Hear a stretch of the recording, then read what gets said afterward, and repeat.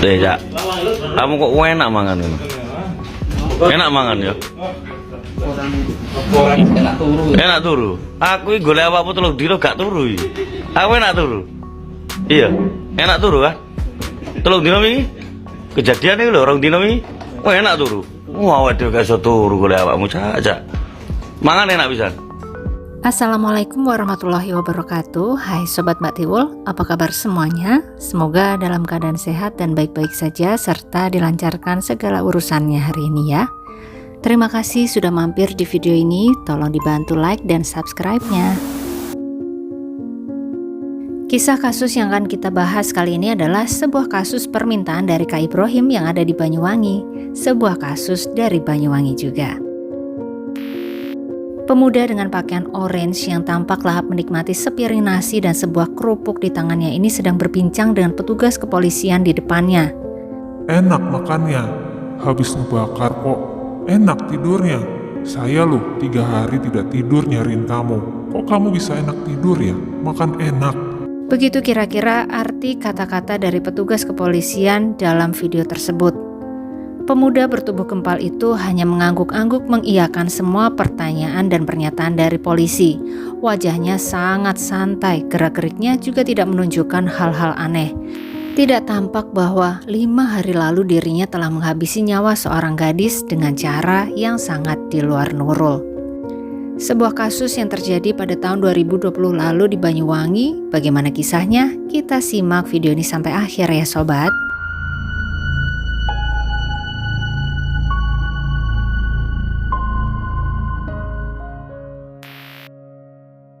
Pada awal tahun 2020 di sebuah rumah makan Banyuwangi ada seorang gadis muda berusia 17 tahun yang baru saja bergabung menjadi karyawan di sana. Nama gadis tersebut adalah Rosidah, warga desa Papring, kecamatan Kalipuro, Banyuwangi, kelahiran 8 Juli 2002. Ayahnya bernama Pak Ramli dan ibunya bernama Ibu Susiana. Rosidah memiliki seorang adik yang masih berusia 10 tahun. Gadis muda ini ternyata memiliki kehidupan yang cukup berliku sobat, di mana di usianya yang baru akan menginjak 18 tahun di tahun 2020, ternyata dirinya sudah pernah menikah sebanyak 2 kali. Ya mungkin sesuai ada di daerahnya untuk menikah muda ya sobat, di mana pernikahan pertamanya adalah dengan orang Ketapang Banyuwangi dan dilakukan secara siri terlebih dahulu. Setelah berjalan selama 1 tahun lebih, orang tua Rosidah berencana untuk mendaftarkan pernikahan anaknya tersebut ke KUA. Namun ternyata pernikahan sang anak tidak berjalan dengan baik dan harus kandas di tengah jalan sebelum diresmikan di KUA. Setelah resmi berpisah dengan suami pertamanya, Rosidah kembali dekat dengan seorang pria dan 6 bulan kemudian mereka melangsungkan pernikahan secara siri. Namun seiring berjalannya waktu, pernikahan kedua Rosidah tidak lebih baik dari pernikahan pertamanya. Bahkan dengan suaminya ini Rosidah tidak tinggal serumah. Sepertinya Rosidah tidak terlalu berkenan dengan pernikahan ini. Cinta sang suami tampaknya bertepuk sebelah tangan. Mungkin karena usia Rosidah yang masih sangat muda juga kala itu ya. Mereka berdua hanya bertemu sebentar di rumah Rosidah tiap harinya. Kemudian sang suami kembali pulang ke rumahnya sendiri. Setelah itu bisa ditebak ya sobat, akhirnya pernikahan tersebut pun harus kandas. Setelah pernikahan keduanya tersebut berakhir, tampaknya Rosidah ingin fokus mengembangkan dirinya sekaligus membantu perekonomian keluarga. Dirinya pun memutuskan untuk bekerja dan pada awal tahun 2020 Rosidah diterima sebagai karyawan di sebuah warung makan di Banyuwangi. Berangkat dari rumah sekitar pukul 7 pagi dengan Honda Beat-nya. Sampai nanti sore sekitar pukul 5 Rosidah kembali pulang ke rumah. Begitu terus aktivitasnya sekarang ini. Rosidah dikenal sebagai pribadi yang cukup tertutup dan tidak pernah menceritakan masalah pribadinya ke orang terdekatnya, baik keluarga maupun teman-teman di tempatnya bekerja. Namun di rumah makan tersebut ada seorang teman Rosidah yang memiliki penampilan yang cukup menggemaskan. Seorang pria berusia 27 tahun yang bertubuh gemoy, namanya adalah Ali Heri Sanjaya, warga lingkungan Brak, Kelurahan Kalipuro, Kecamatan Kalipuro, Banyuwangi, dan statusnya sudah beristri. Rosidah cukup gemas sama temannya yang ini karena tubuhnya yang gempal. Ali ini adalah sama-sama karyawan baru di sana, di mana Rosida baru bekerja selama 3 minggu dan Ali selama 3 bulan. Kita kenalan dulu sama Ali Heri Sanjaya ya sobat. Ali ternyata memiliki masa lalu yang tidak kalah berliku dari Rosida. Dia dilahirkan dari rahim seorang ibu bernama Mulyati dan ayahnya bernama Pak Usaini. Hubungan Ali dengan kedua orang tuanya tidak dekat karena ternyata sejak kecil Ali diasuh oleh teman dekat dari sang ayah yang bernama Pak Bambang dan Ibu Sumiati, warga Pacemengan Desa Blimbing Sari. Ali kecil diberikan kepada pasangan tersebut karena sang ibu kandung merasa takut. Beliau merasa setiap anak yang beliau lahirkan kerap tiada atau kehilangan nyawa. Seolah trauma dengan pengalaman tersebut dan tidak ingin Ali mengalami nasib yang sama, maka sejak usia 17 hari, Ali kecil pun diserahkan kepada Ibu Sumiati untuk dirawat dan dibesarkan. Adiknya Ali pun diperlakukan yang sama, yaitu diberikan kepada pasangan suami istri lain untuk dirawat dan dibesarkan.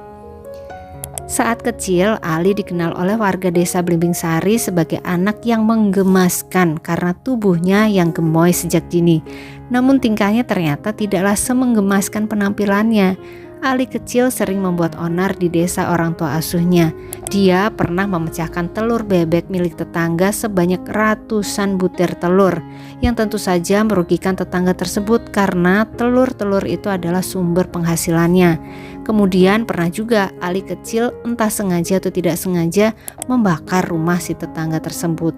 Tapi untung saja hanya sebagian kecil rumah yang terbakar. Mungkin kalau zaman sekarang sebagian orang tua akan berkomentar, maklum namanya juga anak-anak. Berbagai tingkah laku Ali yang terekam di memori para tetangga di desa Blimbing Sari. Sampai kemudian pada tahun 2018, Ali yang saat itu berusia 24 atau 25 tahunan kembali pulang ke rumah orang tua kandungnya di Kalipuro. Kabarnya sih diusir sama orang tua asuhnya. Dan ternyata Ali menyimpan rasa dendam di hati kepada orang tuanya, terutama sang ibu. Perangai kasar dan sesuka hati yang dia tampakkan di rumah tersebut. Keluar masuk rumah seenaknya, tahu-tahu pulang, minta makan, kemudian pergi lagi. Begitu terus. Sang ayah Pak Usaini sudah mengusulkan agar Ali segera mengurus surat pindah dan mengurus dokumen kependudukan di Kalipuro. Namun tidak kunjung dilakukan karena Ali hanya ingin singgah sebentar saja di rumah orang tua kandungnya tersebut. Kepada sang ibu, Ali juga sering membentak dan marah. Dia merasa tidak terima kenapa sang ibu memberikannya kepada orang lain waktu kecil dulu. Betul-betul tampak rasa dendam di dalam hatinya. Kedua orang tua kandungnya pun tidak bisa berbuat banyak menghadapi perangai sang anak tersebut. Tidak ada kedekatan sama sekali di antara mereka kala itu. Dan tiba-tiba saja Ali pergi tanpa kabar. Pak Usaini dan Ibu Mulyati juga tidak tahu kemana Ali pergi. Ada yang bilang ke Bali, ada yang bilang ke Kalimantan. Namun ternyata sobat, Ali akhirnya memilih untuk bekerja di sebuah rumah makan di Banyuwangi sejak akhir tahun 2019. Di sanalah Ali kemudian bertemu dengan Rosida yang baru bergabung di rumah makan tersebut di awal 2020. Sebagai sesama karyawan, tentu saja banyak interaksi yang muncul di sana, termasuk dengan candaan-candaan biar suasana tidak tegang. Salah satu candaan yang sering dilemparkan Rosidah kepada Ali adalah panggilan gendut atau boboho, karena tubuhnya yang gemoy menyerupai tokoh boboho dalam film-film Mandarin lawas. Di mana saat Rosidah memanggil atau menyebut Ali dengan kata-kata gendut atau kata-kata boboho, dirinya tidak ada niatan untuk mengejek sebenarnya. Tapi hati manusia benar-benar tidak ada yang tahu ya sobat. Ali yang dari luar tampak biasa saja saat disebut gendut atau boboho, ternyata di dalam relung hatinya yang paling dalam dia merasa sakit hati. Ali kemudian berpikir jika Rosida tidak sepantasnya memperlakukan dirinya seperti itu karena usianya jauh di atas gadis tersebut. Dia 27 tahun, Rosida masih 17 tahun. Ditambah lagi, walaupun sama-sama baru, tapi nyatanya Ali lebih dulu masuk sebagai karyawan di sana. Harusnya Rosida bisa lebih respect dong kepadanya. Akhirnya karena rasa sakit tersebut terakumulasi dan sepertinya memang ada jiwa pendendam di dalam diri Ali ini, hingga akhirnya pria tersebut membuat sebuah rencana untuk menghentikan ejekan-ejekan gendut dan boboho dari mulut Rosidah. Pada hari Jumat tanggal 24 Januari 2020 sekitar pukul 7 pagi, Rosidah berangkat bekerja, tidak lupa pamit kepada kedua orang tuanya. Tanpa ada firasat apapun, sang ibu melepas kepergian anaknya tersebut di pagi itu. Sampai sore harinya sekitar menjelang maghrib, sang ibu menelpon Rosidah menanyakan posisinya. Kenapa belum sampai rumah? Biasanya jam 5 sudah pulang. Telepon diangkat oleh sang anak. Dia berkata bahwa bosnya minta dibelikan alpukat dulu nih, entah buat apa. Jadi dirinya harus mampir dulu ke Rogo Jampi. Sang ibu pun mengiyakan dan menutup telepon tersebut. Lupa untuk menanyakan dengan siapa Rosidah saat itu. Sampai kemudian waktu Isya tiba, Rosidah belum juga pulang sobat. Dan ketika dihubungi, teleponnya sudah tidak lagi aktif. Tentu saja keluarga Rosidah menjadi panik karena tidak biasanya si anak sulung mereka tidak ada kabar seperti ini. Mereka melakukan pencarian Rosidah sebisa yang mereka lakukan di malam itu, tapi tetap tidak ada kabar. Hingga Sabtu keesokan harinya, kedua orang tua Rosidah pergi ke tempat warung makan tempat anaknya bekerja, dan di sana pihak rumah makan berkata bahwa Rosidah sudah pulang kemarin. Kedua orang tuanya pun terpaksa kembali lagi ke rumah, masih dengan rasa cemas dalam hati menunggu kabar Rosidah. Sementara itu di tempat yang lain, yaitu di Dusun Kedaung, Desa Pondok Nongko, Kecamatan Kabat, Banyuwangi, seorang petani bernama Pak Saikoni yang pada pukul 8:30 pagi hendak menggarap sawah di tepi sebuah kebun, melihat ada sepetak tanah dan sebatang pohon yang tampak hangus, sangat hitam, dan bau menyengat muncul dari sana. Karena penasaran, Pak Saikoni pun mendekati lokasi tersebut. Dan betapa terkejut dirinya ketika menyadari bahwa di atas tanah ada sesosok tubuh yang tengkurap di atasnya dengan kondisi yang sudah menghitam seperti terbakar. Pak Saikoni segera memberitahu penemuannya ini kepada warga sekitar dan juga membuat laporan ke pihak kepolisian setempat. Tidak lama petugas kepolisian pun sampai di lokasi. Mereka langsung melakukan olah TKP serta membawa tubuh yang sudah menghitam tersebut ke Rumah Sakit Umum Daerah Belambangan untuk melakukan identifikasi. Tidak ditemukan data identitas diri sama sekali di sana, sehingga proses identifikasi pun jadi cukup sulit karena kondisi tubuh yang sudah menghitam sekitar 75% waktu itu, dan hanya bisa dilakukan identifikasi melalui gigi yang tentu saja akan membutuhkan waktu. Namun setelah menyisir lokasi dengan sangat teliti, petugas kemudian menemukan beberapa benda yang diduga milik tubuh tersebut. Ada sebuah helm pink, ada sebuah sandal berwarna coklat, dan sebuah topi dengan bordiran spesifik. Berita mengenai penemuan tubuh ini pun segera menjadi viral dan tersebar di berbagai media sosial lokal, termasuk informasi mengenai benda-benda yang ditemukan di lokasi juga ikut tersebar. Sampailah berita ini ke keluarga Rosidah. Pak Muhammad Sodik, paman Rosidah yang pertama mengetahui berita ini dan kemudian menyampaikannya kepada orang tua Rosidah. Sesaat setelah melihat benda-benda tersebut, hati sang ibu seketika seperti berdetak sangat kencang. Beliau sangat mengenali helm pink dan sandal coklat berpita itu. Kedua barang tersebut adalah milik Rosidah, anaknya. Ya Allah, apa yang menimpa Rosidah? Dengan hati yang berkeping-keping, Ibu Susiana dan Pak Ramli pun berangkat ke RSUD untuk melakukan pencocokan data. Singkat cerita, akhirnya pihak keluarga meyakini bahwa tubuh yang tampak menghitam tersebut adalah tubuh Rosidah, anak mereka yang sejak semalam tidak ada kabar. Setelah itu, tubuh Rosidah pun dibawa ke rumah keluarga di Desa Papring, Kecamatan Kalipuro, Banyuwangi untuk diantarkan ke pembaringan terakhirnya di malam itu juga. Kedua orang tua Rosidah memohon kepada petugas kepolisian untuk dapat segera mengusut siapa pelaku yang tega menghabisi nyawa anak mereka dan meminta untuk dihukum seberat-beratnya. Kini bola ada di tangan pihak kepolisian. Tanpa lelah dan tanpa istirahat banyak, para petugas melakukan segala upaya untuk segera menyelesaikan kasus ini hingga akhirnya 3 hari kemudian, tepatnya pada hari Selasa, tanggal 28 Januari 2020 dini hari, petugas berhasil mengamankan pelaku di lokasi persembunyiannya di sebuah hotel Jalan Brawijaya, yang tidak lain adalah Ali Heri Sanjaya, teman kerja dari Rosidah. Ali pun dihadiahi timah panas kala itu karena mencoba kabur saat akan ditangkap. Maka tanpa bisa melawan lagi, dia pun ikut ke markas untuk memberikan keterangan. Ali tampak sangat santai saat ditangkap dan saat diinterogasi. Bahkan videonya sedang makan kerupuk dan sepiring nasi dengan sangat santai di hadapan para petugas yang mengamankannya pun menjadi viral kala itu, sampai-sampai diparodikan oleh banyak orang. Betul-betul seperti tidak ada penyesalan dan beban si Ali ini, sobat. Walau dari mulutnya keluar kata penyesalan dan pengakuan bahwa dialah dalang dibalik kasus yang menimpa Rosidah. Kita masuk ke kronologi dan motifnya. Jadi sore hari itu tanggal 24 Januari 2020, ketika jam pulang kerja, Ali menunggu Rosidah di samping rumah makan. Dalam pikiran Ali, dia akan mengeksekusi rencana yang sudah 1 minggu disusunnya. Ali pun minta tolong kepada Rosidah untuk diantarkan pulang ke rumah orang tua sambungnya. Namun tiba-tiba Ali mengubah rencana dan minta diantar ke Rogo Jampi. Rosidah mengiyakan permintaan temannya tersebut. Awalnya Ali lah yang berada di belakang kemudi Honda Beat milik Rosidah.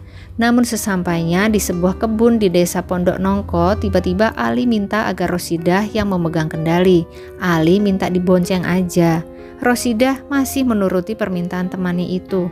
Dia pindah ke depan dan Ali mundur ke belakang. Saat itu sekitar pukul 6 sore. Suasana sekitar sudah cukup gelap. Dan Ali yang terlebih dulu turun dari motor. Kemudian saat Rosidah akan turun dari motor, Ali dengan cepat menyerang leher Rosidah dengan tangannya. Rosidah tersungkur, sobat. Untuk memastikan bahwa Rosidah sudah tiada, Ali menjerat leher wanita tersebut menggunakan kedua tangannya. Tentu saja tenaga yang keluar dari tubuh gempal itu sangatlah besar, sampai akhirnya Rosidah harus kehilangan nyawa. Setelah memastikan dengan mengecek nadi Rosidah yang sudah tidak ada lagi berdetak, Ali melihat ada bambu di sekelilingnya dan dia kemudian mendapat ide untuk menghilangkan jejak. Dia kendarai Honda Beat Rosidah, dia beli bensin dan kembali ke TKP. Dibawanya tubuh Rosidah ke dekat sebuah pohon kira-kira 300 meteran dari TKP awal. Sesampainya di sana diletakkan tubuh mungil Rosidah dan langsung dinyalakannya api. Berharap tubuh tersebut akan hilang bersama kobaran. Kemudian setelah memastikan api membesar, Ali pergi meninggalkan lokasi, membawa Honda Beat Rosidah dan juga handphonenya yang kemudian dia jual untuk melunasi hutang-hutangnya.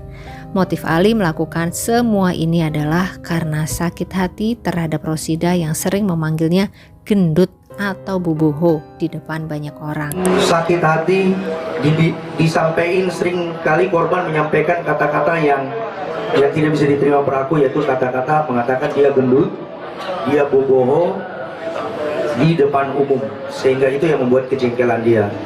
Ditambah lagi memang dia terlilit utang dia untuk mau menebus daripada kendaraan yang digadaikan oleh pelaku itu sendiri.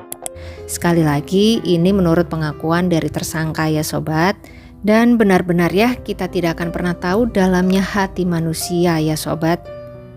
Kemudian pada sidang atas kasus ini, Ali pun akhirnya dijatuhi hukuman maksimal yaitu hukmat.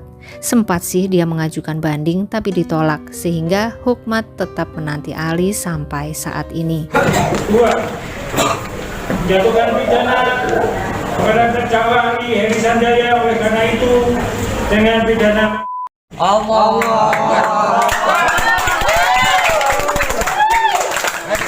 27 tahun lalu, sang ibu menyerahkan Ali kecil ke orang tua asuh karena trauma dengan meninggalnya anak-anaknya sebelumnya.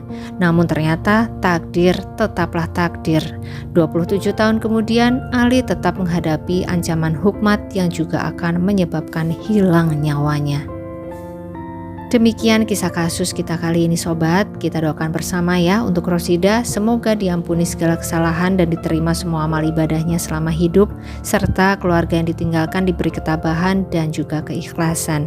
Amin ya Allah. Jangan lupa tulis pendapat sobat semua di kolom komentar ya, Mbak Tiwul tunggu. Terima kasih buat sobat semua yang menyimak sampai akhir. Jangan lupa like-nya dan sampai ketemu lagi di kisah-kisah selanjutnya. Selamat beraktivitas kembali. Wassalamualaikum warahmatullahi wabarakatuh.